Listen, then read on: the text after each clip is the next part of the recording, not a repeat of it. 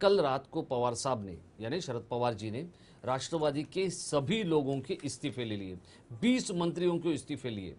और इस पर मैं थोड़ा सा आपसे कुछ चीज़ों को समझना चाहता हूं।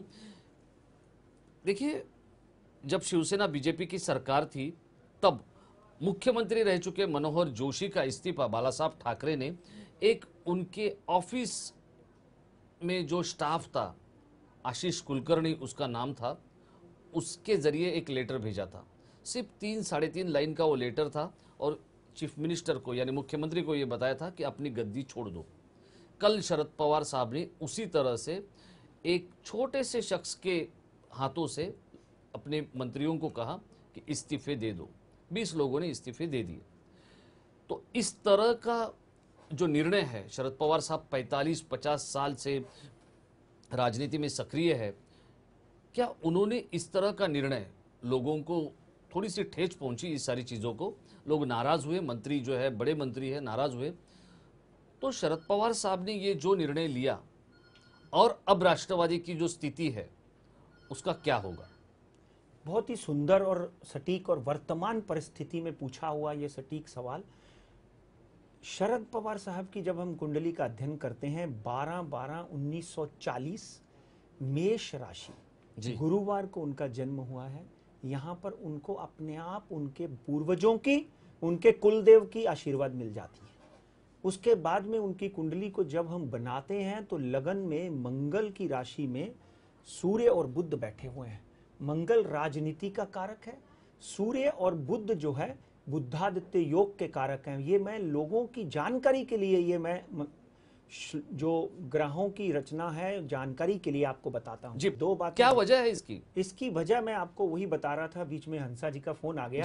मगर 12/12/1940 गुरुवार अहमदनगर में और बारामती में उनका जन्म हुआ। मंगल की राशि में लगन में बैठे हुए गुरु और बुध और सूर्य बुद्धादित्य योग का निर्माण करते हैं। मैं राजेश जी 15-20 दिन पहले चाणक्य की कुंडली का अध्ययन कर रहा था। बिल्कुल ग्रह दशा शरद पवार साहब जैसी। अपनी भाषा बोलेंगे नहीं, मन में क्या चल रहा है समझ नहीं पाएंगे आप, एक्सप्रेशन ऐसे देंगे कि आपको समझ नहीं पाएगा कि इनकी अगली चाल क्या होगी। कल उन्होंने यकायक वो बात कह दी जो चाणक्य चंद्रगुप्त को कहते थे। इस वक्त शनि की महादशा 2019 तक लगी हुई है।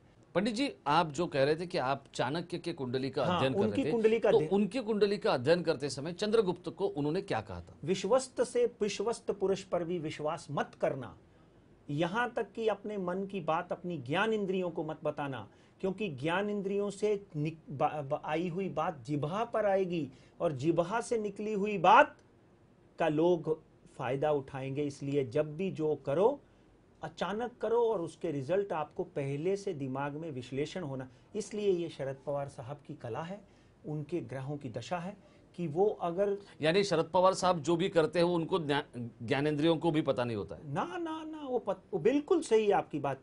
वो अगर कोई जाल भी बुनते हैं तो उस जाल को किस तरह बुनना है, कहाँ फेंकना है, वो उनको ही पता होता है। मगर मित्रों, एक बात ध्यान से सुन लो, राजा रंक बन जाता है, रंक राजा बन जाता है। आज शनिवार है, शनि अमावस्या है। शरद पवार साहब की कुंडली में शनि की महादशा चल रही है। सिर्फ एक चीज को लेकर मैं नकारात्मक हूं थोड़ा सा, वो है उनकी सेहत।